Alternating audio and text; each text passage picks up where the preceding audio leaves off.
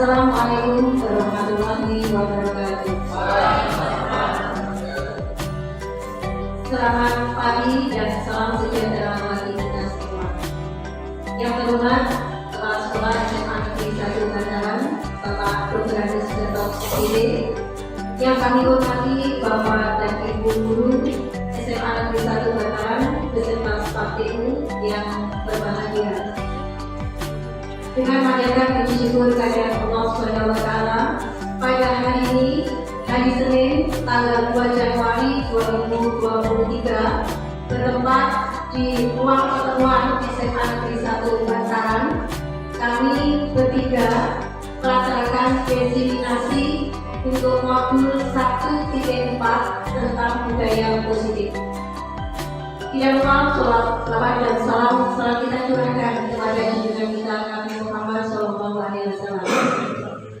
Bapak Ibu yang berbahagia, pada diseminasi kali ini kami akan membagi dua sesi.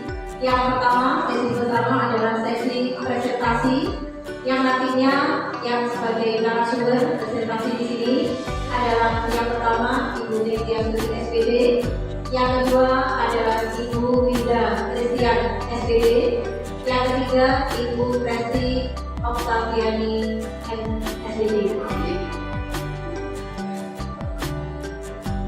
Mengawali acara pada hari ini ada kegiatan diseminasi pada hari berjalan lancar. Mari kita buka dulu dengan membaca basmalah. Bismillahirrahmanirrahim. Assalamualaikum warahmatullahi wabarakatuh. Yang terhormat Kepala Sekolah SMA Negeri 1 Bantaran, Bapak Dr. Andes Gatot SPD. Yang kami hormati Bapak Ibu Guru SMA Negeri 1 Bantaran dan staf TU yang berbahagia. Alhamdulillah pada hari ini kami diberi kesempatan untuk melaksanakan diseminasi modul 1.4 budaya positif yang kami peroleh dari Pendidikan Guru Pembela Angkatan Khusus.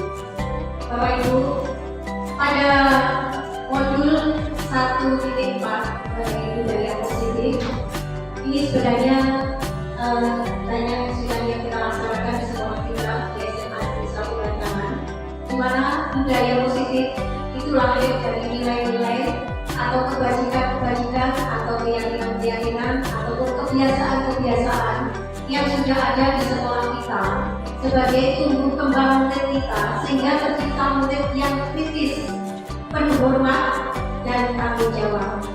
Nah, budaya positif ini bisa kita capai, bisa kita teruskan, kita tumbuhkan lewat keyakinan kelas yang ada di sekolah kita. Jadi Bapak Ibu, dari disiplin positif yang telah ada, kita terapkan di masing-masing kelas dengan membentuk suatu kesepakatan kelas yang di dalamnya tertanam disiplin kelas, kemudian akan tumbuh menjadi keyakinan-keyakinan kelas yang dimiliki oleh murid kita. Kemudian endingnya, terakhirnya akan muncul budaya positif dari murid-murid kita. Itu untuk budaya positif Bapak Ibu.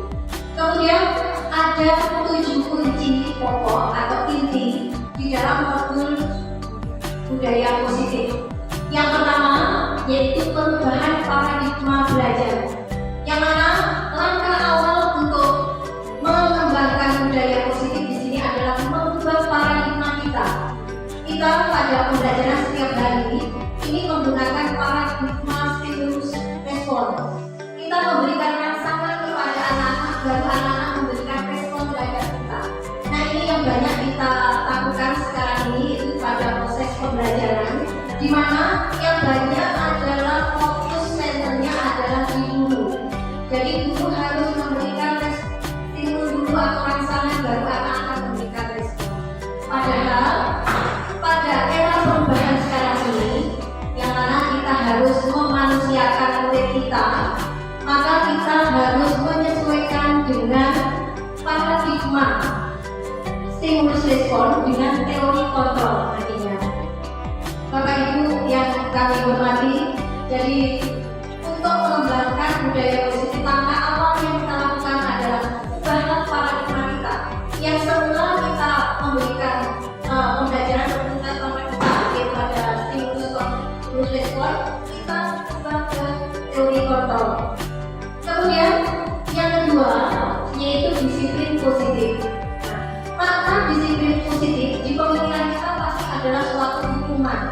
ya, sanksi. Nah, padahal positif di sini, disiplin positif ini tidak lain adalah nilai-nilai yang kita berikan kepada anak yang nantinya anak tumbuh kesadaran kita dan intelek di dalam dirinya untuk melaksanakan keyakinan yang telah disepakati di dalam kelas. Nah, disiplin positif ini bisa awal tadi dibentuk di dalam kelas, baru tumbuh ke keyakinan anak-anak.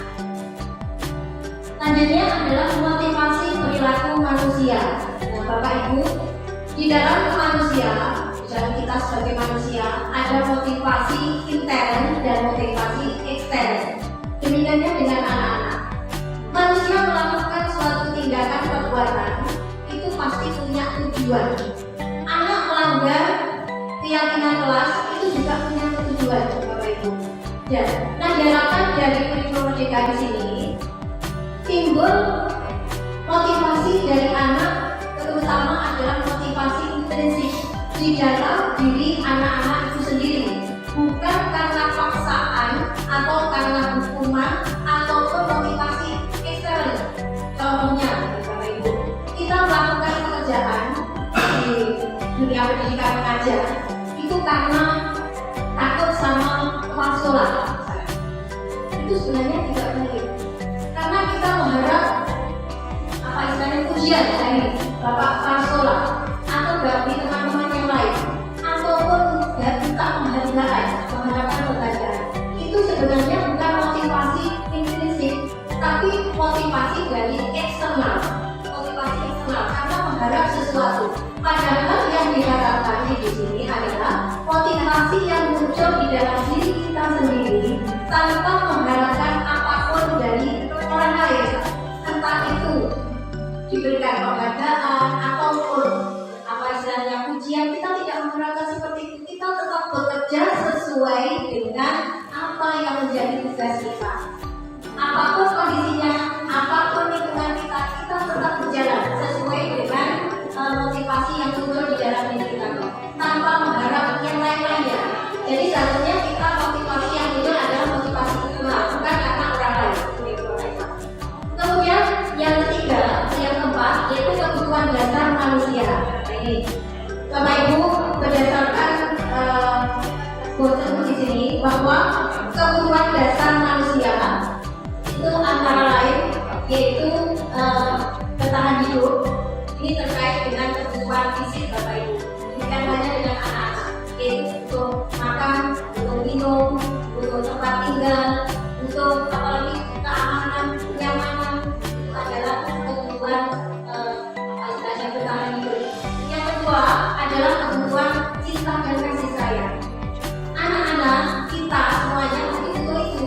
Tidak ada cinta dan kasih sayang apalagi rasa ya apa seperti gimana gitu Bapak Ibu ya, dunia merasa berat gitu kan, perlu ini pasti terutama dari keluarga. Kemudian yang ketiga adalah kesenangan. Nah, ini sebagai guru kita harus mengkondisikan pembelajaran kita menjadi pembelajaran yang menyenangkan, sehingga anak-anak nyaman, senang di dalam pembelajaran kita sehari-hari. Tidak seperti pembelajaran di kelas seperti penjara atau takut gitu ya, karena itu tadi pembelajaran kita yang kurang menyenangkan.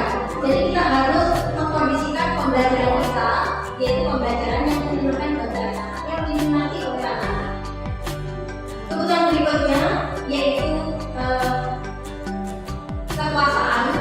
Di sini apapun potensi yang dimiliki anak, kita sebagai guru harus menghormatinya. Sekecil apapun ya kemampuan anak, potensi anak, kita hargai. Dengan apa? Kita dengan memberikan pujian, Bapak Ibu ya. Luar biasa, bagus sekali. Anak akan termotivasi untuk bergerak yang lebih baik lagi, sehingga dia merasa bisa masuk.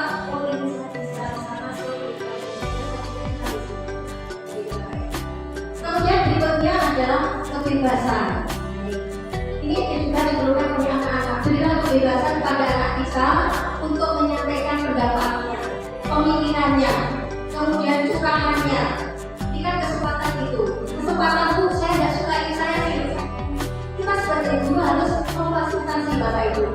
Jadi kita tidak memaksa anak kamu harus ikut saya harus seperti ini, tapi apa yang bisa berikan kepada anak punya anak sama saudara kita harus memfasilitasi. Jadi kembali bapak ibu yang dulu kalau kita mengajar pokoknya kamu dunia saya tadi beban paradigma harusnya yang kita laksanakan itu anak-anak kan mengikuti dunia kita dan kita mengikuti dunianya anak-anak. Nah itu yang diharapkan sekarang dari bapak ibu. Jadi kita harus memahami dunianya anak-anak, untungnya apa kita layani, bukan kita paksa ke dunia kita harus begini, kalau harus begini, bukan boleh bapak ibu. Karena anak-anak adalah manusia-manusia yang unik, penuh bakat dan potensi yang berbeda-beda setiap siswa. Jadi kita harus menghargai keberagaman anak-anak, tidak boleh memaksakan, tidak boleh menyamakan. Anak-anak melakukan sesuatu tindakan itu pasti punya tujuan bapak ibu. Antara lain ini, kalau dari 5 dasar kebutuhan manusia saja tidak tercukupi, anak-anak pasti akan melampiaskannya di sekolah. Nah itu. Jadi apa yang tadi 5 dasar kebutuhan manusia tadi itu bisa kita analisis bahwa anak kita melakukan seperti itu karena di rumah kurang kasih sayang, mungkin bukan minumnya kurang makan, minumnya belum ada atau kekurangan, ataupun di rumah tidak punya kebebasan ikat sama orang tuanya sehingga permasalahannya ada di sini. Jadi kita tidak boleh spontan menyamakan anak-anak. Itu tentang kebutuhan dasar manusia. Berikutnya yang kelima, posisi kontrol guru di dalam diskusi. Nah ini bapak ibu, tadi ada problematika terkait dengan siswa. Nah ini jadi pendidikan guru penggerak ini kami juga memperoleh pengetahuan bahwa kita tidak boleh memberikan langsung hukuman ataupun sanksi yang berat kepada anak-anak itu. Nah di dalam posisi kontrol institusi, menurut Dennett Rosen ada 5 posisi kontrol yang dapat diterapkan oleh guru dalam diskusi. Yang pertama adalah penghukum. Ini bapak ibu banyak, saya sendiri juga melaksanakan bapak ibu. Kalau di dalam pembelajaran seringkali kalau tidak cocok dengan kita ataupun menyalahi aturan atau tidak sesuai dengan yang kita inginkan, kita langsung menghukum kepada anak-anak. Itu tidak boleh bapak ibu ya. Jadi penghukum itu berpihak, hanya sepihak, hanya berasal dari guru saja. Sementara yang menjadi korban adalah muridnya. Murid belum diajak diskusi, belum diajak istilahnya menentukan bagaimana konsekuensinya jika melanggar. Dan biasanya perkataan kita harus sebagai penghukumnya lebih keras. Bahkan ada yang membunuh tangan atau berletak pinggang dan seterusnya. Nah ini menjadikan anak sakit hati bapak ibu. Dan itu kita diingat sepanjang hidupnya. Oh guru ini pernah menghukum saya, cepat bapak ibu. Dan berjalan dalam waktu yang singkat. Setelah itu hukuman itu besoknya anak kembali lagi melanggar lagi. Begitu. Ini kalau kita berada di posisi kontrol penghukum. Kemudian kalau kedua, membuat merasa bersalah. Nah ini maksudnya begini bapak ibu. Pada waktu pembelajaran ada anak yang melanggar keyakinan kelas yang telah disepakati di kelas. Kemudian bapak ibu langsung menegur dengan kalimat, "Aduh, kamu sudah melaksanakan bolak-balik bosan kepada kalian." Kan kita itu tidak boleh bapak ibu, ataupun kamu tidak kasihan sama orang tua yang bersusah payah di rumah bekerja demi kamu sekolah. Kamu tidak kasihan sama guru. Kalau seperti ini saya dimarahin sama bapak kepala sekolah. Itu tidak boleh bapak ibu.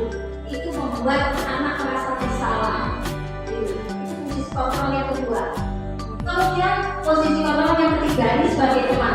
Ini kebanyakan bapak ibu, apalagi yang muda-muda, ini memposisikan di posisi kontrol yang sebagai teman. Tapi hati-hati bapak ibu, kalau kita sudah over di posisi kontrol teman, maka anak-anak akan melangkah. Tetapi kita harus punya kontrol. Maksudnya teman di sini kita harus mengingatkan pada anak-anak dengan ada data pada anak. Ayo kerjaannya sudah diselesaikan belum? Ayo kerjaannya dikerjakan. Kalau tidak bisa dibantu. Nah gitu. Nah kelemahannya kalau kita terapkan seperti itu, terus anak-anak akan tergantung pada kita. Oh nanti kalau tidak bisa tanya sama guru, bisa tanya sama guru. istilahnya punya ketergantungan pada guru. Ini kalau kita berada di posisi kontrol yang seperti itu. Kemudian kalau sebagai pemantau dan monitor, pemantau atau monitor ini bisa kita lakukan di dalam kelas ataupun di luar kelas Bapak Ibu.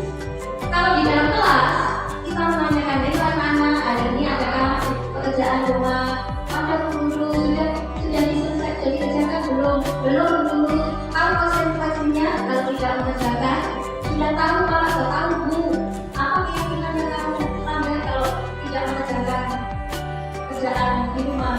Oh tahu saya nanti istirahat harus mengerjakan PR, tidak istirahat. Oh ya sudah, sekarang kamu mengerjakan tidak Bu, berarti nanti ibu tunggu waktu istirahat kamu harus mengerjakan. Tidak bisa istirahat, kamu harus mengerjakan PR-nya itu Ibu. Ini sebagai monitor. Jadi kita mengingatkan keyakinan apa yang dilanggar dan apa dia sudah menjelaskan dan apa konsekuensi. Itu monitor atau pemantau. Kemudian, nah ini posisi yang kelima yang diharapkan dari kurikulum merdeka di sini Bapak Ibu, apalagi guru-guru yang berada di sekolah yang menerapkan kurikulum merdeka adalah posisi kontrol yang kelima, yaitu kita sebagai manajer Bapak Ibu. Kita sebagai harus bisa berada pada posisi pemimpin pembelajaran. Bapak Ibu adalah manajer di dalam kelas, sehingga apapun yang murid lakukan adalah tanggung jawab dari Bapak Ibu semua yang ada di dalam kelas. Nah, ini adalah yang diharapkan dari pendidikan guru penggerak. Ya, ini adalah posisi kontrol yang tertinggi, yaitu yang kelima. Mulai sekarang kita berusaha jadi guru, jadikan kita sebagai manajer di dalam kelas, pemimpin pembelajaran di dalam kelas. Apa yang terjadi di dalam kelas itu adalah tanggung jawab kita sebagai manajer di dalam kelas. Selanjutnya Bapak Ibu, inti dari budaya positif di sini adalah keyakinan kelas. Jadi Bapak Ibu, menindaklanjuti tadi tentang tata tertib sekolah, memang itu secara umum tata tertib ini nanti akan diturunkan di dalam kelas-kelas. Di dalam kelas-kelas ini antara guru, wali kelas, kemudian murid, bahkan bisa melibatkan wali murid, kita susun suatu keyakinan kelas. Keyakinan kelas itu apa sih di situ? Keyakinan kelas adalah dibuat berdasarkan nilai-nilai kebajikan universal dan ini disepakati oleh kelas. Kebijakan universal itu apa? Itu terlihat pada profil pelajar Pancasila. Yang pertama yaitu beriman bertakwa kepada Tuhan Yang Maha Esa dan berakhlak mulia, kebinekaan global, kemudian gotong royong budaya, kemudian kritis dan kreatif. Nah itu adalah kebijakan universal. Nah itu kita terapkan di dalam kelas berupa kesepakatan kelas yang disebut nantinya yaitu keyakinan kelas Bapak Ibu. Kalau sudah terjadi curang pendapat antara siswa, guru, mungkin atau mungkin dari bapak kelas sekolah mungkin memberikan masukan dan yang lainnya, itu bisa kita tulis dipajang di dinding yang berupa tulisan-tulisan yang positif. Ya, misalkan disiplin membuat orang sukses. Sifatnya abstrak Bapak Ibu. Abstrak, tidak detail seperti di tata tertib. Jadi kalimatnya adalah kalimat positif. Narkoba merusak paru-paru, kan umum itu. Keyakinan kelas kita tuliskan di dalam dinding, kita tulis di kertas manila. Jadi selain keyakinan kelas terbentuk, kemudian kita bentuk konsekuensinya dengan anak-anak. Apa jika anak-anak melanggar keyakinan kelas? Apa yang mereka harus dilakukan? Atau mungkin kalau guru olahraga boleh Bapak Ibu mengumpul di lapangan, boleh nanti di lapangan. Itu guru olahraga. Tapi kalau kita sebagai makhluk yang lain, jangan secara fisik, tidak boleh Bapak Ibu. Jadi kita hukum aja, tapi kalau tidak mengerjakan soal atau PR, dan nanti jam istirahat dikerjakan. Itu tunggui. Jadi kamu jadi hilang istirahat. Jadi hukuman yang membuat anak itu sadar secara individual. juga karena takut kena hukuman atau sanksi yang lain.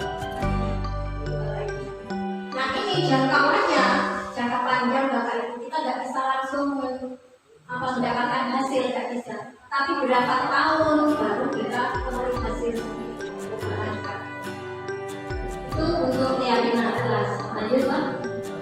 Nah sekarang Bapak Ibu, kalau Bapak Ibu sudah mengetahui posisi kontrol dulu di institusi, kira-kira Ibu, Bapak Ibu ini banyak berada di posisi mana? Pembuku ataukah pembuat anak usaha? Manajer? Ada yang sudah melakukan manajer? Iya, saya sendiri manajer belum sempurna, masih pendekatan tadi yaitu masih monitor. Manajer pernah tapi belum sampai menuju ke keyakinan, menanyakan keyakinan anak-anak. Selanjutnya, Bapak Ibu, kunci atau inti di dalam pembelajaran modul budaya positif yaitu segitiga institusi. Apa itu institusi? Institusi ini adalah proses menciptakan kondisi bagi murid untuk memperbaiki kesalahan mereka sehingga mereka tidak bisa kembali pada kelompok mereka dengan karakter yang lebih kuat. Ini menurut dosen Bapak Ibu. Kemudian restitusi ini adalah proses kolaboratif yang mengajarkan murid untuk mencari solusi untuk masalah dan membantu murid berpikir tentang orang seperti apa yang mereka inginkan dan bagaimana mereka harus memperlakukan orang lain. Ini adalah pengertian dari restitusi. Selanjutnya, Bapak Ibu, kemudian sebagai guru untuk menjalankan restitusi, kita bisa menggunakan 3 langkah segitiga restitusi. Apa itu Pak? Langkah segitiga restitusi itu adalah proses dialog Bapak Ibu. Proses dialog antara guru dengan murid untuk menyelesaikan masalah atau untuk menemukan solusi mengenai masalah yang dihadapi murid-murid. Jadi ini adalah dialog, proses dialog antara guru dengan murid. Ini ada 3 langkah yang bisa kita laksanakan. Yang pertama yaitu menstabilkan identitas. Maksudnya di sini bagaimana?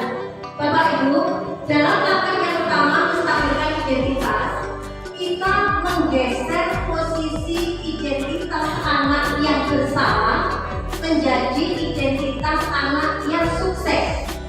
Jadi kita tidak seperti tadi memberikan doa yang bukan begitu Bapak Ibu. Jadi kata-kata kita yang bisa kita laksanakan di situ, ya Ibu itu pernah melakukan kesalahan seperti itu. Ibu sendiri waktu SMA pernah juga melaksanakan kesalahan seperti itu anak. Atau apa begini, manusia itu tidak ada yang sempurna, pasti ada kesalahan. Nah, pastinya kalian bisa menyelesaikan masalahmu. Nah, gitu. Pasti bisa kalian menyelesaikan masalah ini. Gitu.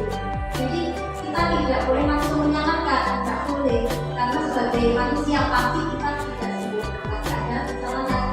Bahkan kita pernah melakukan juga itu namanya menstabilkan identitas anak yang salah menjadi identitas anak yang sukses.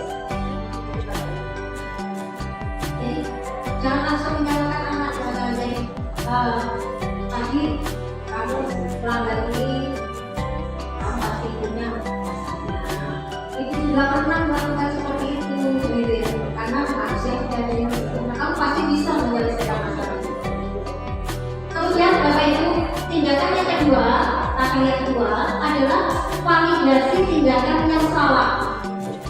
Validasi tindakan yang salah ini bisa kita lakukan, yaitu bahwa anak-anak itu melakukan kesalahan pasti ada tujuan, pasti ada tujuannya. Antara lain tidak terpenuhinya tadi itu 5 dasar kebutuhan manusia, sehingga tempat mencurahkannya adalah di sekolah. Entah itu dia kurang, jadi bertahan hidupnya, kurang makannya, minumnya, atau mungkin dia tidak nyaman di rumah, ataupun di rumah dia kurang kasih sayang, misalkan dia melakukan kesalahan.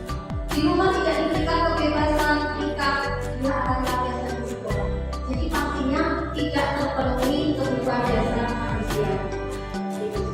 Nah, sehingga di dalam validasi tindakan yang salah, kita menanyakan, kamu melakukan sesuatu ini pasti ada latar belakangnya, pasti ada alasannya, gitu. Ditanya alasannya apa, gitu. Nah, dari alasan itu tadi, apa yang bisa kamu lakukan untuk memperbaikinya? Kan gitu. Ini validasi. Jadi kita mengorek dulu kenapa dia kok melaksanakan pelanggaran kesalahan. Yang kedua.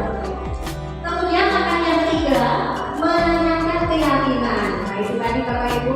Langkah pertama adalah membentuk keyakinan kelas yang disepakati bersama oleh guru, murid, wali kelas, juga murid atau wali kelas.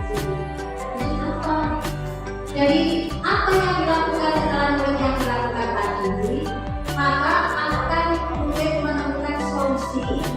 Menemukan solusi sendiri, bukan kita yang menyampaikan Bapak Ibu ya, kamu harus memilih, tidak. Kita ada satu pertanyaan, bagaimana kamu mengatasi masalah ini ke depannya? Apa yang kamu lakukan untuk memperbaiki kesalahan ke depannya?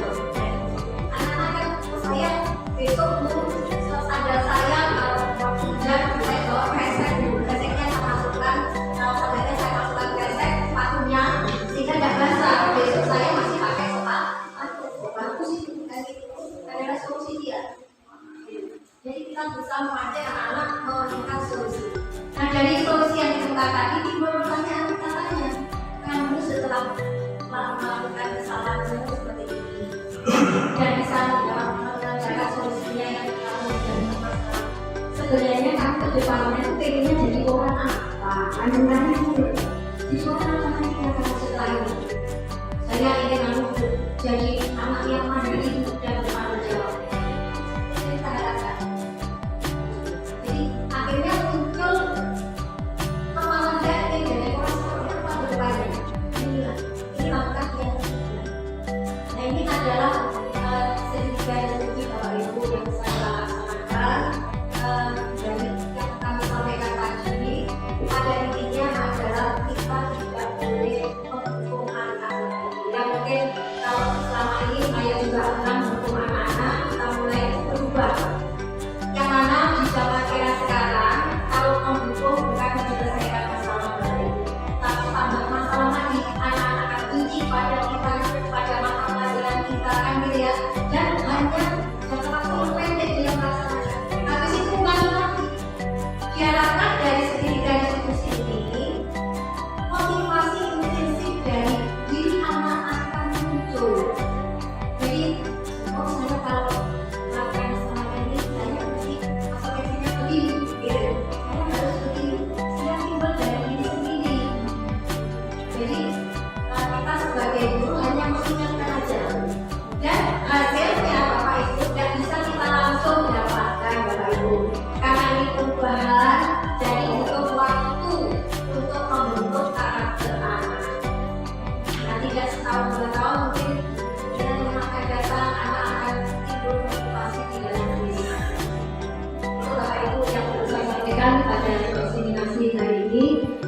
Untuk selanjutnya kita buka sesi yang kedua, yaitu sesi tanya jawab ataupun tanggapan atau masukan dari Bapak Ibu semua. Nah, diharapkan itu kita buka 3 pertanyaan atau tanggapan ataupun masukan. Monggo, Bapak Ibu silakan.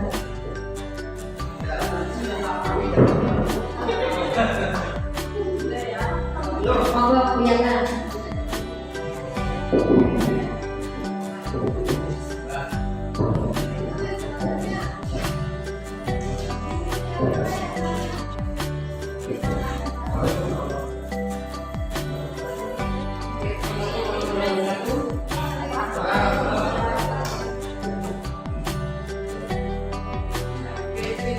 Kesempatannya, jadi saya bukan bertanya, saya mau meminta bantuan untuk jadi minggu apakah itu mungkin bisa menyelesaikan kasus saya. Jadi seperti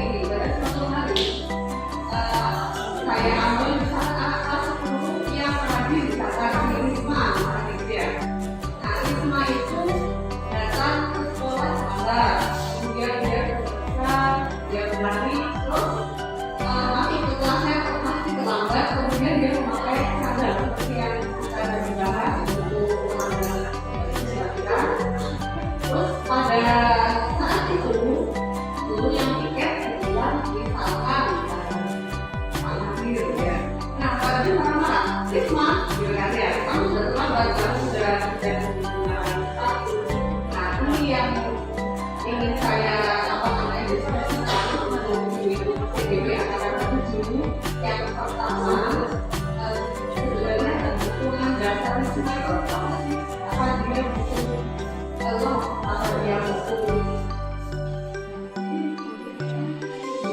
ya apa dia butuh apa saja itu kan banyak dimanfaatkan ya. Terus kemudian yang kedua kira-kira kelas apa yang Risma sebenarnya banyak apa ya dia berbeda karena kan ada kelas yang ada secara global misalkan orang pada guru ya terus kemudian yang terakhir itu posisi untuk hadir gitu ya. Dia akan memilih misalkan apakah dia harus posisi manager, apakah dia harus posisi teman atau dia posisi atau lain-lain. Misalkan dia posisi saat itu sebagai teman gitu ya. Nah sikapnya Pak lain itu seperti apa? Dia melakukan percakapan dialognya ke Risma yang perlu dia tanyakan supaya menanyakan bisnis seperti apa. Kemudian manajer juga dia seperti apa kan beda nih antara teman terus kemudian manajer saat kita ngobrol itu beda.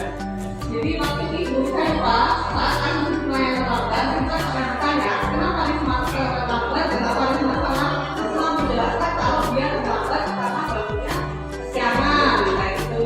Terus kemudian dia tergesa-gesa saat dia baru dia ada sesuatu yang berbeda akhirnya ada saya katakan akhirnya dia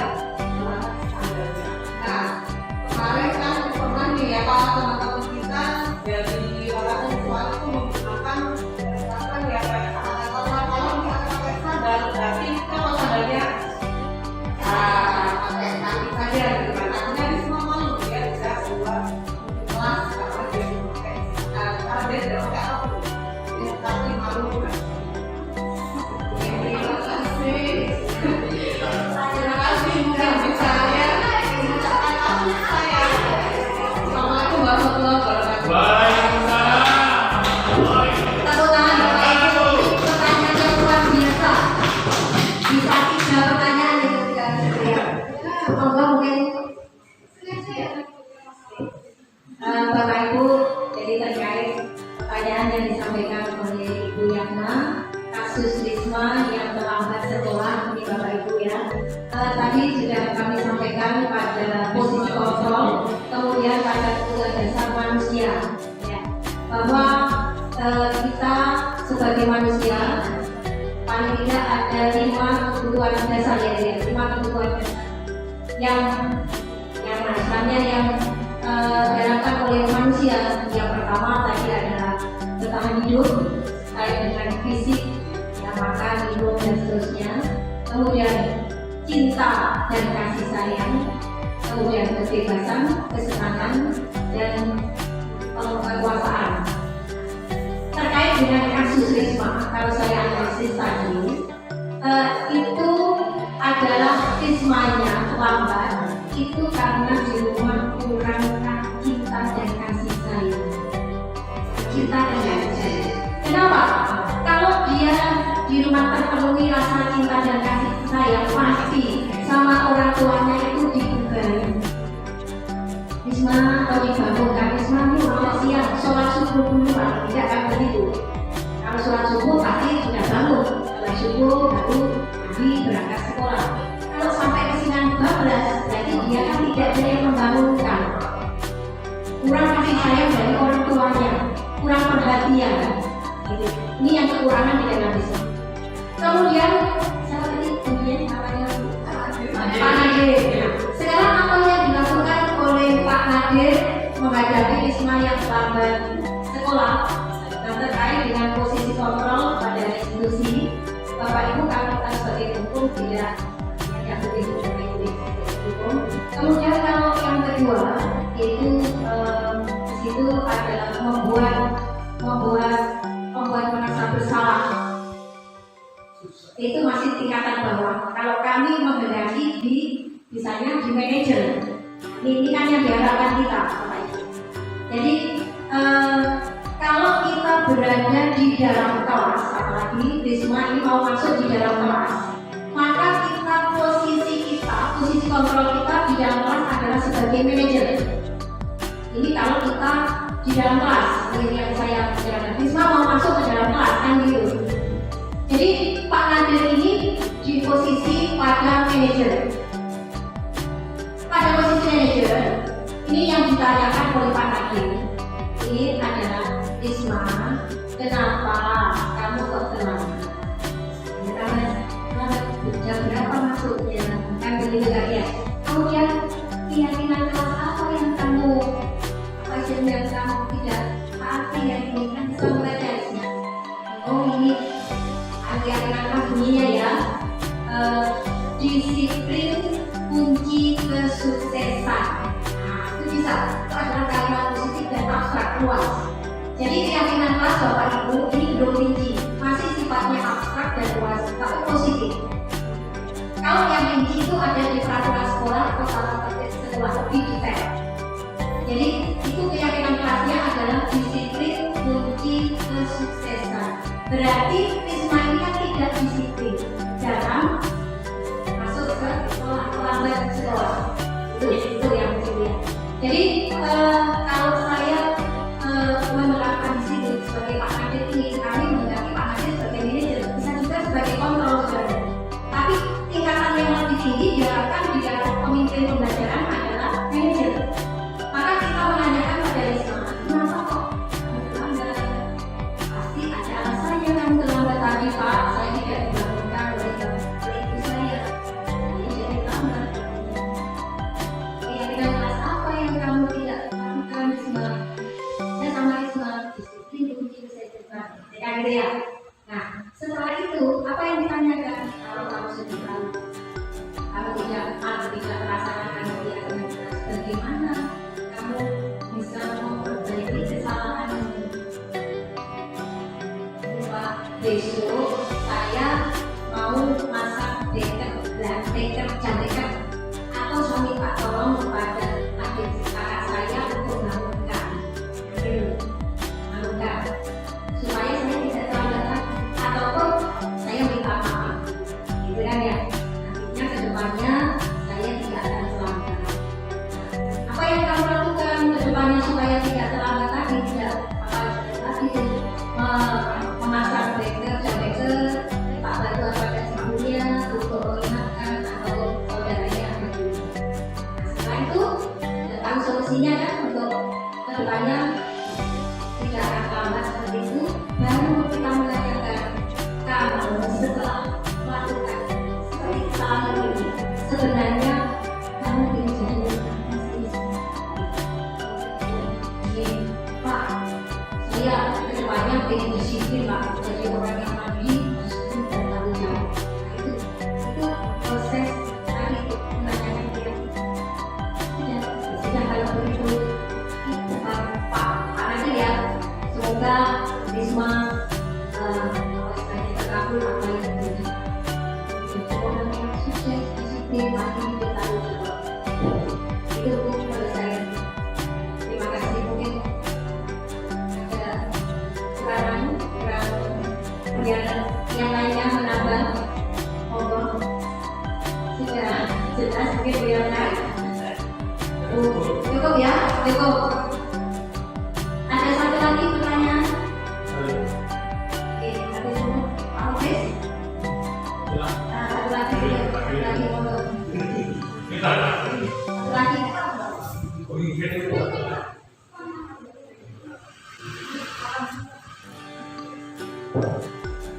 Terima kasih. Ini ITB yang hebat, agak tertentu. Saya mau bertanya, keadaan suara saya katakan di sini, mohon maaf, kelas 10 di sini, minat belajar anak di sini rendah menurut saya. Apa ya? Keadaan sebenarnya.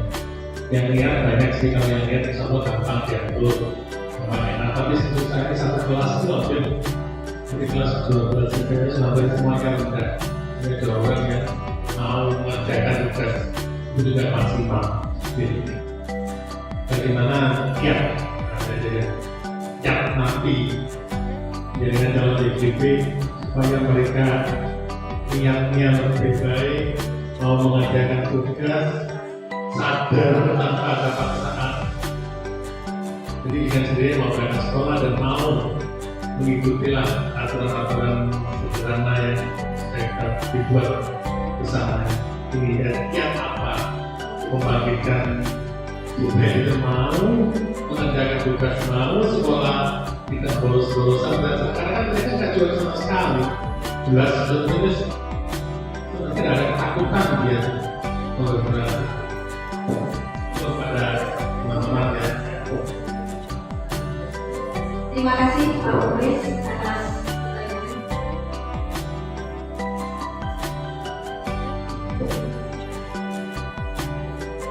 Terima kasih Pak Mulis, pertanyaan yang bagus sekali terkait dengan kondisi kenyataan kita di sekolah SMA Negeri 1 Bantaran. Untuk itu, untuk menjawabnya kami silakan Kementerian Perhubungan kami silakan. Terima kasih Pak Mulis. Oke, di sini untuk menjawab dari pertanyaan Pak Mulis tadi, untuk menumbuhkan minat belajar siswa kami, siswa kita, kita bisa kelas 12 IPS yang minat belajarnya sangat rendah, jadi kita mungkin bisa kita menggunakan teori dari 5 kebutuhan dasar itu yang nomor 4, kesenangan. Jadi bagaimana cara kita membuat siswa-siswi ketika melakukan pembelajaran di kelas maupun di lapangan, kita menggunakan dengan metode-metode yang menyenangkan. Jadi kalau dulu kita hanya berpadu dengan aturan yang lama, jadi kita yang lebih fokus lebih aktif di depan. Jadi kita sekarang bikin lebih hebat lagi, lebih mendengarkan mungkin pendapat-pendapat dari siswanya itu lebih aktif lagi dibandingkan kita yang selalu menjelaskan, menerangkan di depan, nantinya siswa-siswinya jenuh, tidak fokus mendengarkan. Kalau kita menggunakan pembelajaran siswa yang lebih aktif, contohnya diskusi bersama.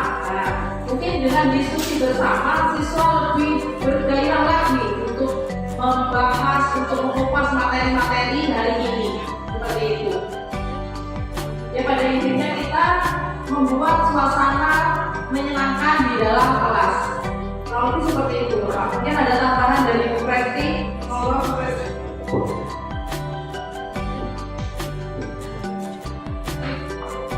Kalau menurut pendapat saya, bukan hanya dari salah satu orang yang kebutuhan dasar manusia yang harus dilakukan dalam untuk memastikan kepada belajar siswa. Saya rasa dari keseluruhan 5 kebutuhan dasar manusia itu perlu untuk kita terapkan di dalam proses pembelajaran.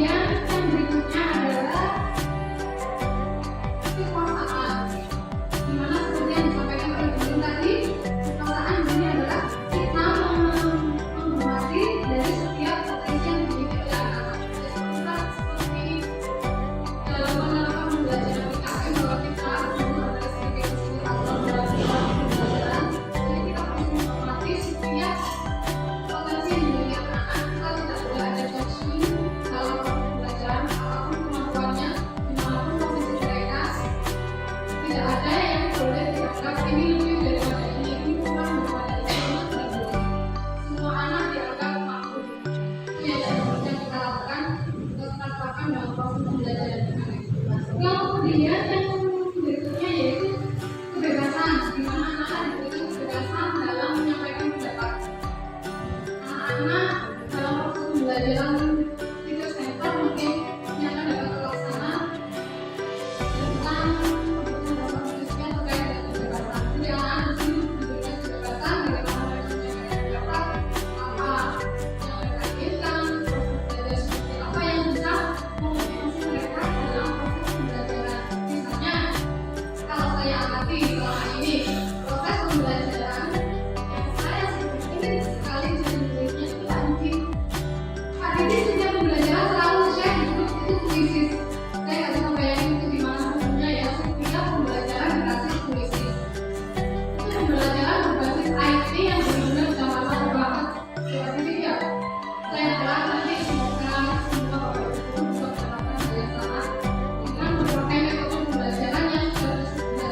Bapak Ibu, kita mengakses melalui internet. Pengen model pembelajaran seperti apa, banyak sekali yang bisa menunjang dalam proses pembelajaran kita di dalam kelas. Mungkin itu saja yang bisa saya sampaikan. Semoga nanti dengan tips-nya seperti ini bisa menumbuhkan motivasi belajar kita nanti kita anak-anak kita yang luar biasa sekali dalam belajar. Memang sangat sekali. Semoga tips-tips sebanyak ini nanti bisa memberikan mungkin itu saja.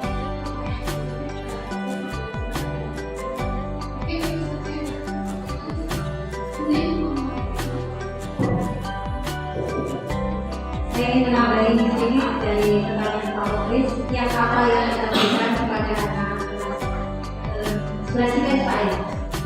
12 IPS.